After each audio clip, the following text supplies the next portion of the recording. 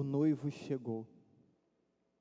E as que estavam preparadas entraram com ele para a festa de casamento. E a porta se fechou. Já estamos no final do ano litúrgico. E o tema é evidenciado pela palavra, não só hoje, mas nessas próximas semanas que seguem, do final do ano litúrgico e o início do próximo, são os novíssimos. As verdades últimas sobre a vida humana. E pensamos então, morte, julgamento, céu, inferno e purgatório. Esse conjunto de temas que chamamos novíssimos, eles aparecem na liturgia da palavra desses próximos domingos. Na segunda leitura, escutamos: a morte não é o fim. É a mensagem central da segunda leitura. Iremos ressuscitar com Cristo para a vida eterna. São Paulo queria tranquilizar aquela primeira comunidade de cristãos com essa verdade fundamental de nossa fé. O alicerce de nossa fé é o Cristo ressuscitado. E aquela primeira comunidade em que ele direcionava a palavra, era uma comunidade que não tinha uma expectativa muito concreta do pós-morte. De modo que a morte causava uma grande inquietação naquelas pessoas. Paulo então insiste que a morte não é o fim. Essa verdade de fé precisa ser recordada por todos nós muitas vezes. Infelizmente, muitas pessoas não acreditam na vida eterna. Não acreditam nessa vida eterna junto com Deus. E isso acaba definindo o modo como elas pensam e o modo como elas agem. Triste é percebermos que cristãos vivem como se não existisse vida eterna. Triste é perceber que cristãos vivem como se não existisse julgamento, como se não existisse condenação, que são verdades bíblicas. Pode até ter uma ideia vaga, como é comum. Ouvimos nos velórios: não, agora está melhor, está num lugar melhor. Parece que todo mundo está num lugar melhor. Então ignora o julgamento e ignora o risco da condenação. Parece que independentemente de como a pessoa viva, vai estar num lugar melhor, né? Não é isso que diz a doutrina. Morte, julgamento, céu, inferno e purgatório. Mas, como disse, muitos cristãos, sobretudo os cristãos, parece que vivem alheios a isso. Porque o seu comportamento, o seu modo de agir, não atesta a fé nesse conjunto de temas chamado novíssimos. No Evangelho, escutamos a parábola das 10 jovens ou das 10 virgens. E não quero aqui me ater no contexto das tradições judaicas. Eu vou apenas comentar os aspectos desse texto, os temas que aparecem nesse texto, sem me ater no seu contexto histórico e cultural. A parábola é contada para comparar o reino dos céus com uma festa de casamento, um momento feliz, um momento alegre, um momento celebrativo. Vamos então aos elementos desse texto. 10 jovens, 10 virgens. O número 10, ele é um número de totalidade, de plenitude, e várias vezes aparece na Sagrada Escritura enfatizado o número 10. A realidade mais importante é quando se reporta aos mandamentos. Nós temos 10 mandamentos. Por quê? Da ideia de que tudo aquilo que temos que viver está contido nesses 10 mandamentos. Então, a ideia de totalidade. Quando pensamos, então, nas 10 jovens ou 10 virgens, pensamos a totalidade da humanidade, toda a humanidade. E, então, uma parábola direcionada a toda a humanidade. E aí partimos para 5 jovens que se preparam e 5 que não se preparam. São Gregório Magno vai dizer, bons e maus subsistem na igreja.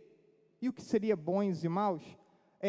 Na igreja temos aqueles que estão empenhados em viver preparados, e na igreja temos aqueles que não se empenham de verdade em estar preparado para o encontro com Jesus.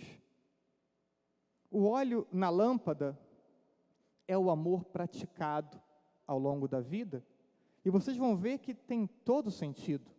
Falávamos semana passada que a síntese dos mandamentos é o amor a Deus e o amor ao próximo. E essa síntese dos mandamentos é o elemento essencial do nosso julgamento. Então, todo sentido em avaliarmos hoje e entendermos que o óleo na lâmpada é o amor praticado.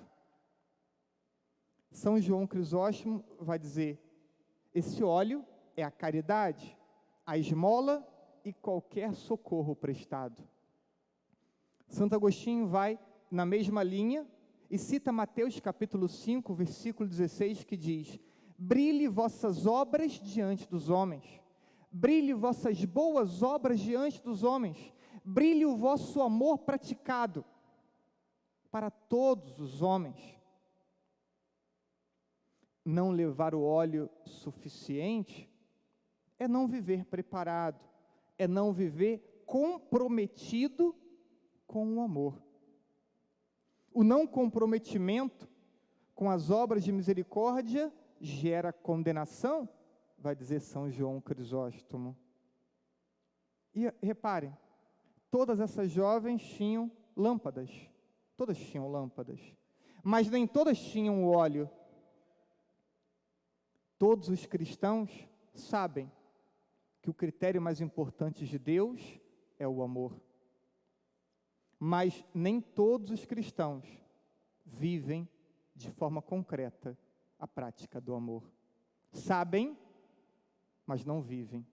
Tem a lâmpada, mas não tem o óleo que mantém a lâmpada acesa. No meio da noite, o horário do maior relaxamento, do sono mais profundo, é o momento em que o noivo vem. O momento, talvez, da distração. Ele, na hora que menos esperar, hora que virá. Dormir enquanto espera o noivo. Orígenes vai dizer que essa sonolência é a apatia. É a apatia como muitos cristãos vivem a sua fé. Adormecidos, sonolentos. Ainda São Gregório vai dizer que essa sonolência é não ter forças ou não empregar a força necessária. Vigiar custa, exige esforço, e nem todos estão dispostos a manter uma atenção permanente. No Evangelho, Jesus cobra os seus apóstolos, não foste capaz de vigiar comigo, lá no Horto das Oliveiras. As jovens que não tinham mais óleo, vão pedir às outras, dai-nos um pouco de óleo. E elas vão dizer que não, porque não vai ser suficiente para todas. O óleo, já falamos, é o amor. E o amor se propaga. Em nosso meio, quando tem alguém dedicado ao amor, aquele amor, ele consegue ir cativando as pessoas. Quando uma mãe, uma esposa, é uma mulher de fé, é uma mulher com coração caridoso, ela vai impactando o seu marido e seus filhos. Por quê? Porque o amor, ele se propaga.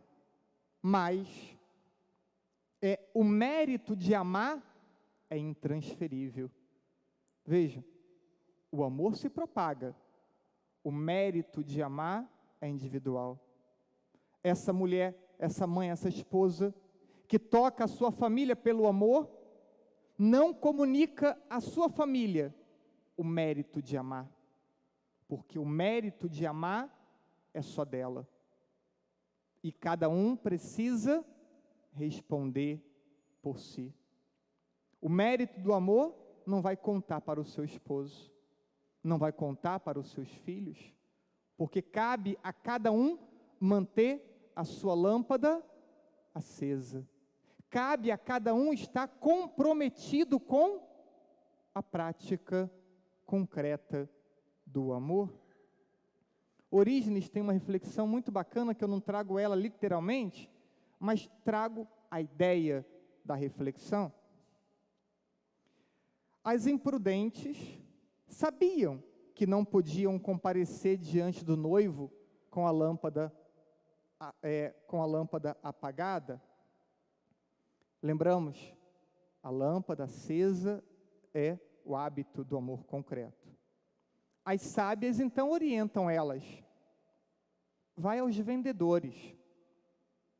Na parábola, segundo Orígenes, os vendedores é a imagem daqueles que pregam a palavra e ensinam a doutrina.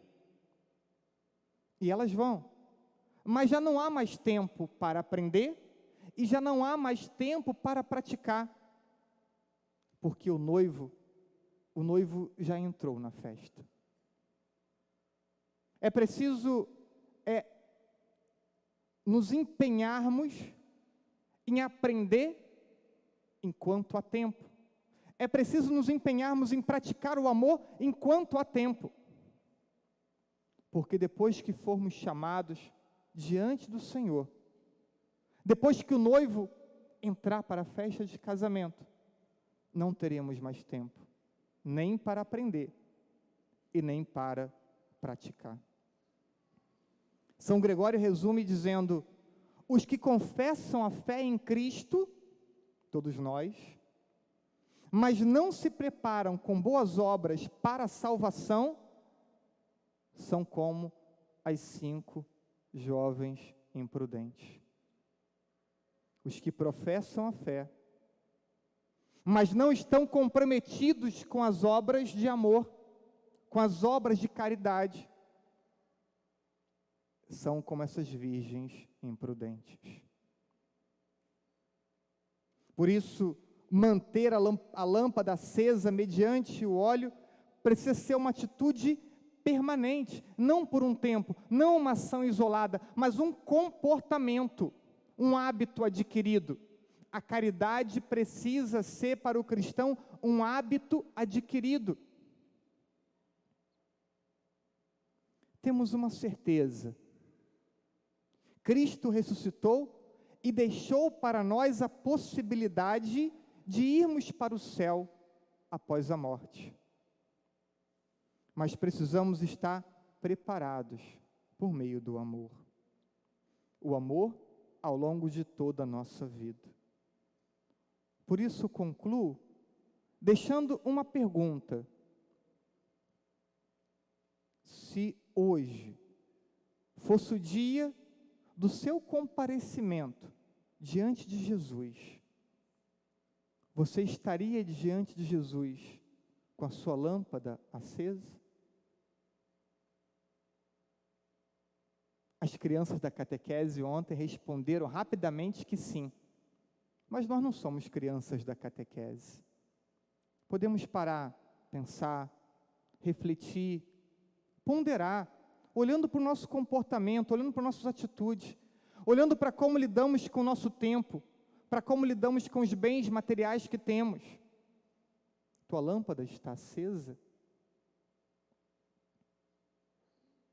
Será que se a lâmpada de tantos de nossa comunidade estivessem acesa, eu precisaria ficar implorando alimento para as famílias carentes? E não só aqui na Matriz de São Gonçalo, conferências vicentinas estão sendo fechadas em várias paróquias. Será que se a lâmpada tivesse acesa, estaríamos deixando de atender os pobres? Será que se a lâmpada estivesse acesa, o padre precisaria ficar implorando ajuda e voluntários para atuar nas suas pastorais? Que são vida doada, são serviço prestado aos irmãos? Isso não é só na matriz, isso é nas paróquias. Se a lâmpada tivesse acesa, a vida não seria naturalmente ofertada? Se a lâmpada tivesse acesa, as pessoas se tratariam com tanta rudeza, com tanta ignorância, achando que somos obrigados a lidar com a ignorância dos outros. Se a lâmpada tivesse acesa, atenderíamos tantas confissões de calúnia, difamação, fofoca, e poderíamos aqui enumerar tantos comportamentos frequentes. Mas quando perguntamos à primeira vista, a lâmpada está acesa, o impulso é dizer, está sim. Fácil é dizer, minha lâmpada está acesa. Difícil é ter a lâmpada acesa diante daquele que conhece os nossos corações. Jesus ensina o caminho. Cabe a cada um de nós percorrê-lo ou não. Só não se iluda, achando que está no caminho, quando percorre uma direção contrária à ensinada por Jesus.